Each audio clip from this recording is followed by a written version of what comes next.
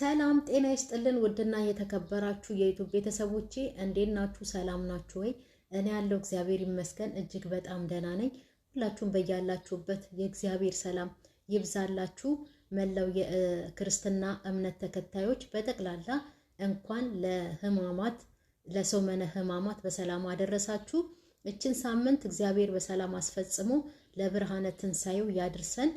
ሁላችሁንም በያላችሁበት እግዚአብሔር ይጠብቃችሁ። እኔም ደህና ነኝ አለው። ዛሬ የመጣሁት ያው አላዛርን አይቼ ነው። ሰሞኑንም ደግሞ ከሌላው ችግር ባሻገርም በዚህ ሁኔታ በእንደዚህ አይነት ነገር ትንሱን እየጨቀጨቃት ስለሰማው ነው። ከዚህ ቀደምም ማለት ነው። አሁን አንደኛ ነገር በእኛ በሃይማኖታችን እሱ ጴንጤ ቢሆንም እርግጠኛ ነኝ ትንሱ ደግሞ ኦርቶዶክስ ናት። ያው ባልና ሚስት አንድ ናቸው፣ መተኛት አይከለከልም ተብሎ ቢታሰብም ግን ይችን የሕማማቷን ሰሞን ምን አለ ቢያሳልፋት? አንደኛ ነገር። ሁለተኛ ነገር ደግሞ እንደ ክርስትና ነው አሁን ይሄንን ያወራሁት።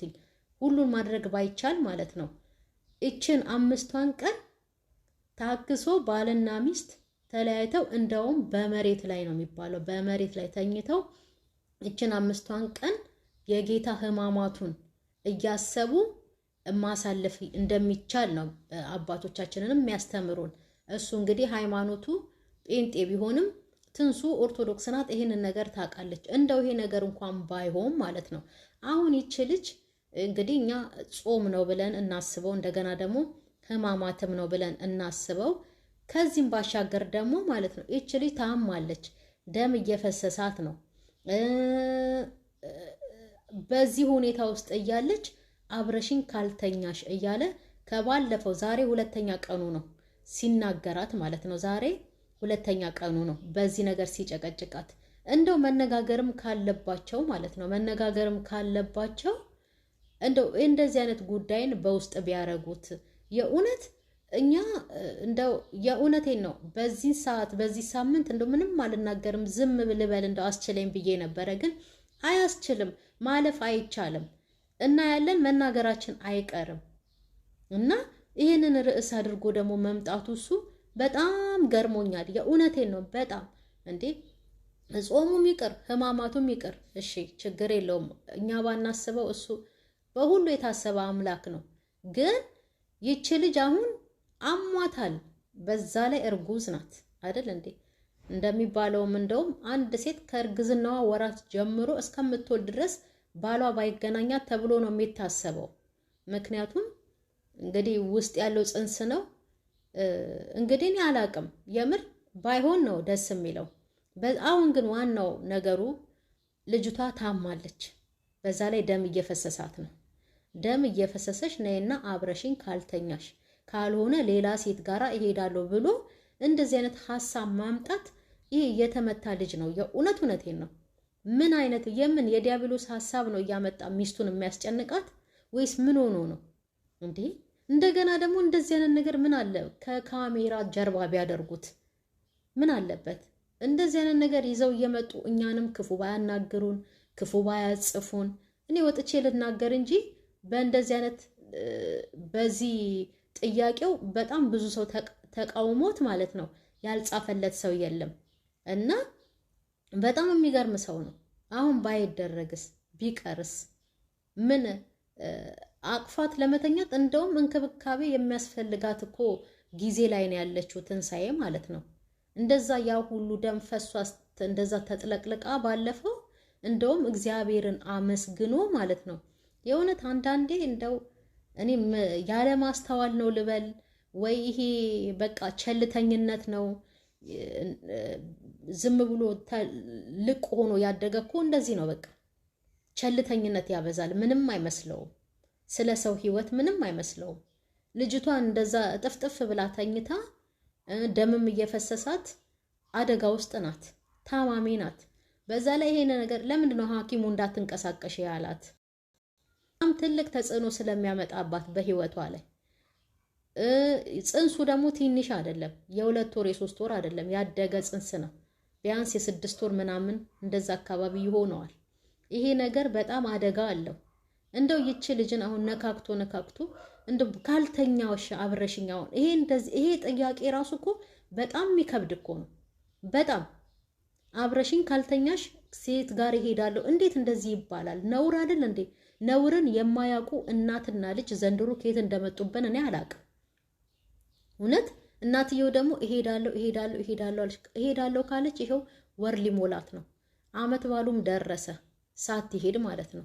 ቤት እንደሌለው ልጆቿን እርግፍ አድርጋ ባሏን እርግፍ አድርጋ መታ የልጇን ቤት ያመሰች እንደገና የልጇን ሚስት በሽታ ላይ የጣለች የመጀመሪያዋ ሴት እሷ ናት።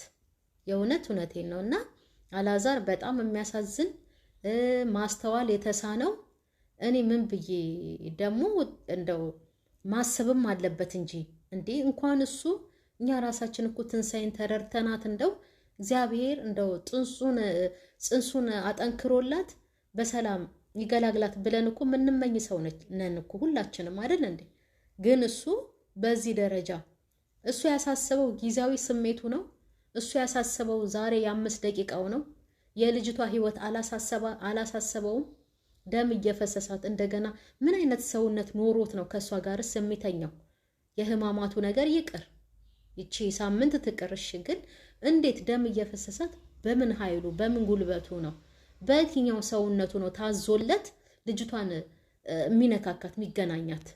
ይሄ ነውር አይደል እንዴ? ነውርን እንኳን የማያውቁ እንደው ምን አይነት ሰዎች ናቸው ደግሞ የመጡብን እንደው ዘንድሮ። ሩታና አብርሽ ህማማት ውስጥ ተጋብተው እንደው እግዚአብሔር ልጆቹን እንኳን እንደዚህ አይነት ነገር ማድረግ የማይፈልግ አምላክ ነው። እንዲሰቃዩ ምንም ብንበድለው እኛን ለክፉ ነገር አሳልፎ የማይሰጥ ቸር አምላክ ነው። ግን ዲያብሎስ ይኸው እየተጫወተባቸው ነው። በትዳራቸው ብጥብጥ እያደረጋቸው ጭራሽ እስከ መለያየት ድረስ አድርሷቸዋል። በህማማት ውስጥ ተጋብተው ግርም ያለኝ ነገር ደግሞ ማለት ነው ይቅር በለን እንደው አንተ ስትሰቀል እኛ ድግሳችንን ደግሰናል፣ አንተ ስትታሰር እኛ ድግሳችንን እያሰብን ነበረ ብለው ይቅርታ ከእግዚአብሔር ጋር እንደመነጋገር ጭራሽ እኛ ፊት አንቨርሰሪ ብለው ኬክ ቆረሳ አዘጋጅታች ሜሪ የምትባለዋ ይዛ መጣች። ይቅርታው ከእግዚአብሔር ጋር መገናኘቱ ነው የሚቀድመው ወይስ ደግሞ አመት ሞላን እንደደና ነገር? እንደዚህ እያመሳቸው ነው ዲያብሎስ ማለት ነው። እግዚአብሔር ሳይሆን ዲያብሎስ እንደዚህ እያመሳቸው ነው። አሁንም ይሄ ደግሞ ተነስቶ በህማማት ውስጥ አብረሽኝ ካልተኛሽ ሌላ ሴት ጋር ሄዳለሁ ምን ማለት ነው? በጣም ከባድ ሰው ነው። በጣም ከባድ ሰው። ጭራሽ የማይደረግ ነገር ቪዲዮ ደቅኖ መጥቶ ካንቺ ጋር ካልተኛው እቺ ልጅ ደም እየፈሰሳት እየታመመች ጽንሱ ተነካካ ማለት እኮ ልጅቷም አደጋ ላይ ነው የምትወድቀው። ቢያንስ ለሷ እንኳን ባያስብ ማለት ነው ለልጁ አያስብም ለጽንሱ። ምን አይነት እንደው ማሰብ የተሳናቸው እናትና ልጅ እንደሆኑ እኔ አላቅም። ትንሳኤ ራሱ ማለት ነው ጥንቃቄ ማድረግ አለባት። ችግር በተፈጠረ ቁጥር ዘላ መነሳት ዘላ መራመድ ምናምን የለባትም። እነሱ ቢጨቃጨቁም ቻል አድርጋ እንደ ውስጧ ላለው ጽንስም ስትል አንደኛ ነገር፣ ሁለተኛ ነገር ደግሞ ለራሷም ህይወት ስትል በጣም አሁን አደጋ ላይ ነው ያለችው እኮ። መቼም ይሄ ነገር ጠፍቶት አይደለም፣ ግን እኛ ላይ ውዥንብር ሲፈጥር ነው እንጂ አሁን መጥቶ ካንቺ ጋራ ካልተኛው እንዴት ይባላል?